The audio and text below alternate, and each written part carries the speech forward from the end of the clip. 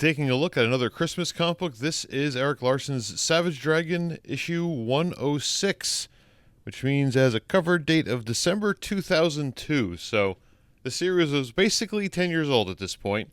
106 issues in, not a bad run at all. We've got Santa Dragon on the cover, the original dragon, not his son Malcolm, who'd come a bunch of issues later. I had to get myself back in the right frame of mind for this comic. I've been reading it since the beginning, obviously. I'm a super fan. I had letters published in a lot of these early first 100 issues, not in this one in particular, but in a lot of the issues. And I had to get myself back in the frame of mind of reading the dragon story in this chapter of his life for a couple of different reasons. One is that Erik Larsen's style is so different. And a lot of people will say, nah, it just looks like him. No, if you read all these issues, you'll know how much sort of looser his style is today, how much sort of cartoonier. This almost looks stiff in comparison in some cases. It's not. It's great. It is classic Larsen in so many ways. There's lots of nice little touches, a little pattern underneath his knuckles here on his hand in this page. Lots of great stuff. The great thing about Savage Dragon is you never know what you're going to get next.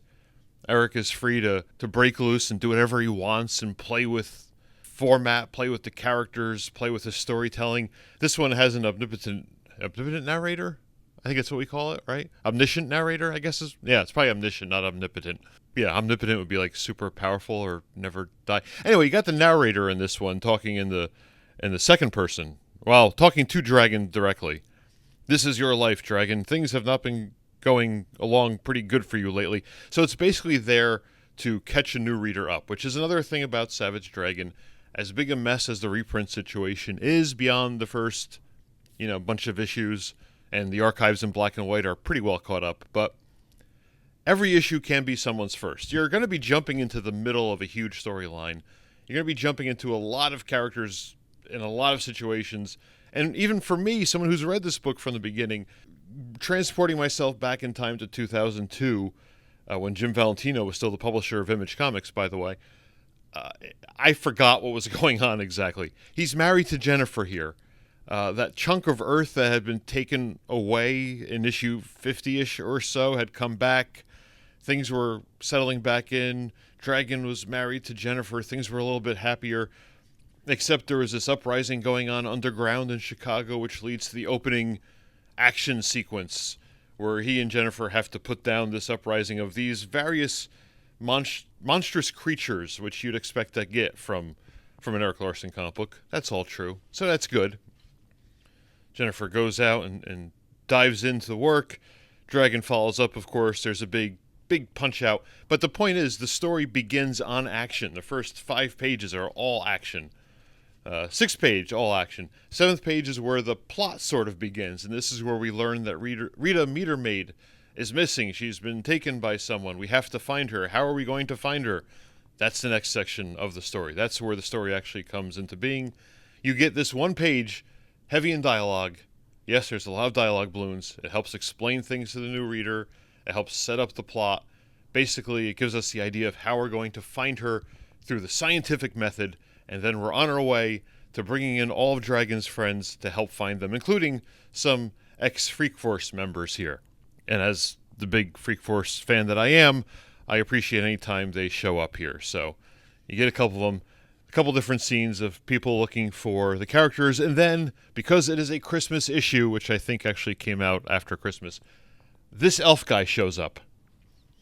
And he needs help because Santa Claus is down. He's missing. He can't deliver presents, and only Dragon can because he can do it for the children, and he has powers. He saved the world from annihilation once. He can bring presents to the children, and Dragon's like, wow, no, that's not real, which is silly. You should believe Dragon.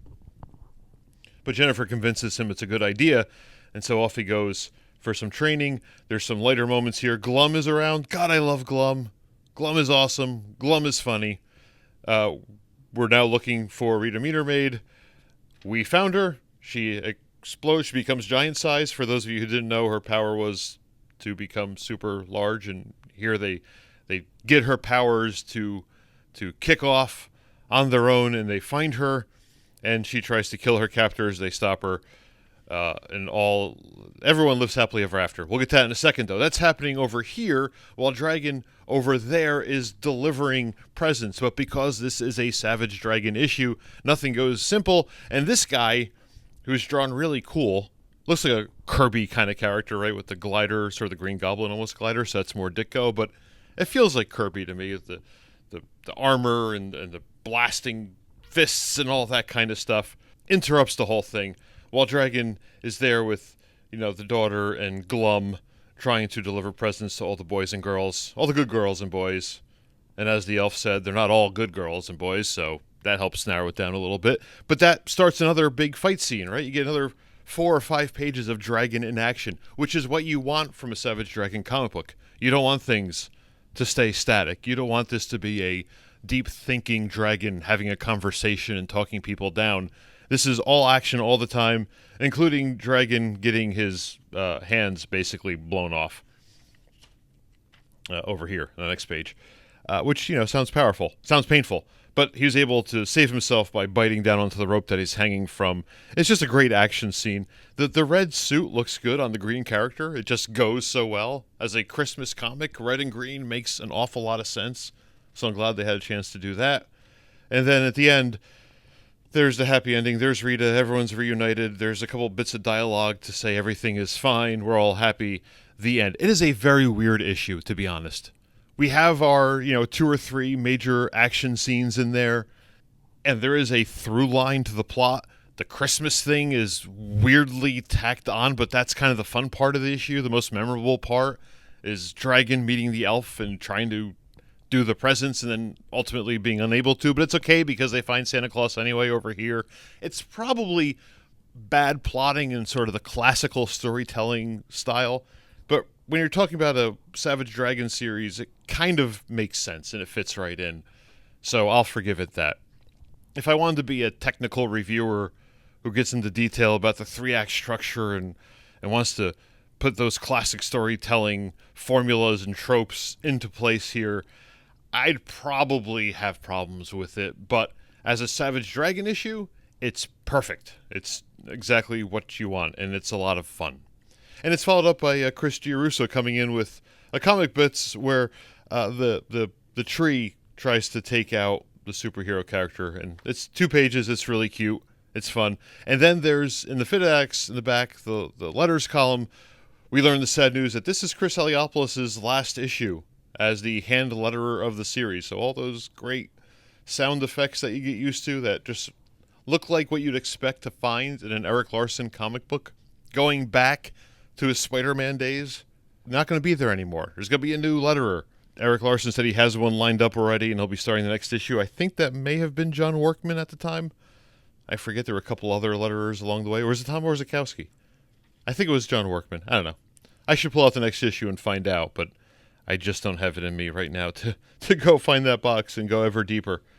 I said before I don't have a letterer in this issue, and I don't think I do, but I didn't look terribly closely. Yeah, no, it doesn't look like I do. And then there's the preview for the next issue. So as far as Christmas issues go, we have reference to Santa Claus, we have an elf in the issue, we have the main character and a Santa Claus suit and beard, and we have Christmas endangered and saved by the main character. Well, not really, but almost. He got his hands blown off trying to help, so that's got to count for something, right?